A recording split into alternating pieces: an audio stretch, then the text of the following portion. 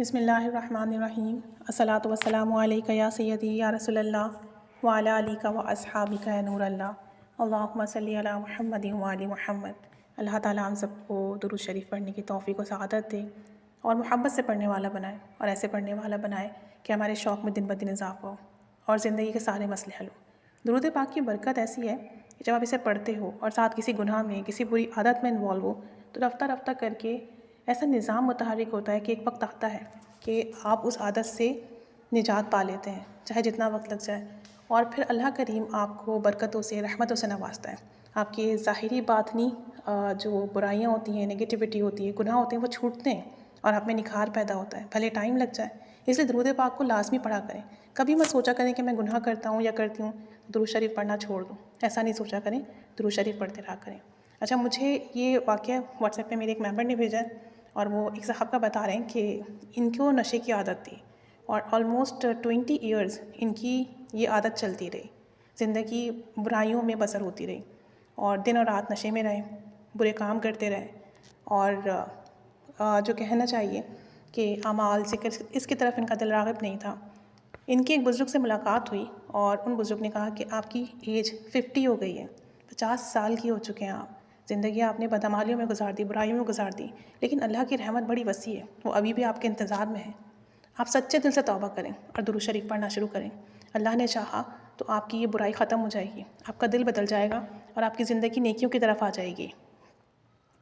کہتے ہیں کہ اس آدمی نے ان اللہ والے کی بات پہ غور کرتے ہوئے 200 مرتبہ درود ابراہیمی روز پڑھنا شروع کیا، پڑھتے رہے۔ مشکل تھا کیونکہ اگر کوئی انسان کسی برائی میں انوالو ہو تو بہت جلدی دل آپ کا راغب نہیں ہوتا اچھائی کی طرف، درود کی طرف، نیکی کی طرف،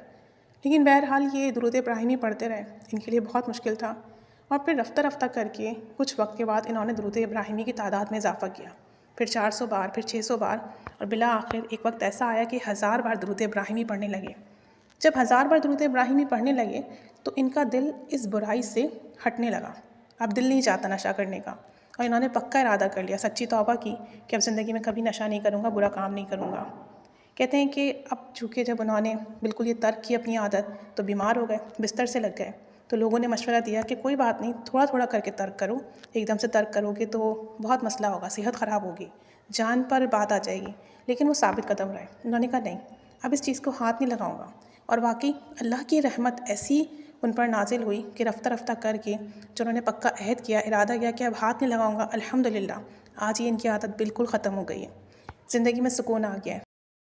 دلی خوشی ملی ہے، عبادت میں اضافہ ہو گیا ہے، اور روزانہ درود ابراہیمی 1000 بار کے ساتھ ساتھ 1000 بار استغفار پڑھنے کا بھی معمول ہو گیا ہے۔ کہتے ہیں کہ اب یہ زندگی بالکل بدل گئی ہے، میرے دکھ، پریشانیاں، گناہ ختم ہو گئے ہیں، اور درود شریف نے مجھے بالکل بدل دیا ہے۔ کہتے ہیں کہ اللہ کا دروازہ میرے لیے کھل گیا ہے الحمدللہ، اور اب مجھے عمرے کی سعادت نصیب ہوئی ہے، عمرے کے لیے جا رہے ہیں۔ تو کہتے ہیں کہ سچی توبہ آپ کریں اور درود پاک پڑھتے رہیں